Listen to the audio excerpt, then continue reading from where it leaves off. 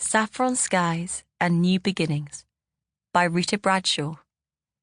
Read by Kate Okello. For our 6 precious grandchildren, who are all growing into the most amazing, funny and wonderful people, Sam and Connor, Georgia and Emily, and Reese and Chloe.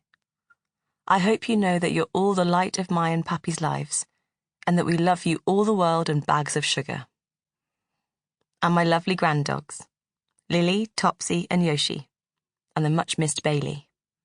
All very different, but with the most quirky personalities and loving ways, each a real little blessing with 4 paws, as is our new arrival Angel, who's simply perfect. Prologue. Belinda stood in front of the full-length mirror, looking at her reflection. Her fine lawn nightdress hinted at the curves beneath, and she'd brushed her hair for some time, so that it fell in a shining silky curtain down her back, rather than plaiting it, as she usually did at bedtime. She was trembling, and she bit down hard on her bottom lip, her pale and somewhat babyish face staring anxiously back at her, and her deep blue eyes wide. She had to do this, she told herself. And tonight, every day, every hour was crucial. Her fingers were joined so tightly at her waist that her knuckles gleamed white, and she slowly relaxed them, taking several long, deep breaths. Everything, her marriage, her life, her future, rested on her succeeding, and she'd waited too long already. If she'd been thinking straight, she would have done this weeks ago. She had to seduce her husband into sleeping with her, and in a way that made it seem it was his idea. Part 1. The Secret, 1918. Chapter 1. 7 weeks earlier. Belinda stood gazing at the glittering, noisy throng in the ballroom. Her eyes lifted for a moment to the glass chandeliers, which seemed like a host of twinkling stars, before returning to the dancers. The orchestra, on a raised balcony at the end of the vast room, were in full play, and many of the couches and velvet seats arranged against the walls were empty.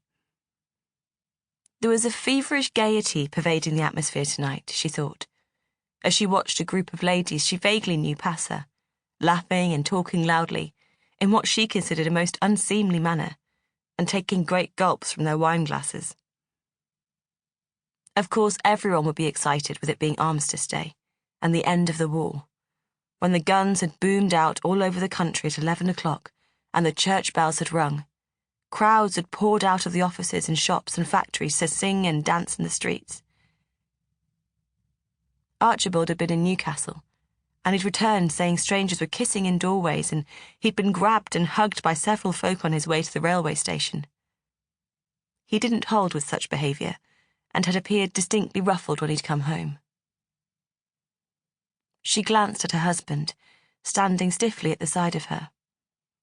Archibald didn't care for dancing either, or a host of other what he called frivolities. She rather suspected that was one of the reasons her parents had pressed her to marry him, her father being a minister of the cloth. She had been brought up strictly, she supposed, but had enjoyed her childhood in the big rambling vicarage with her brother and sisters.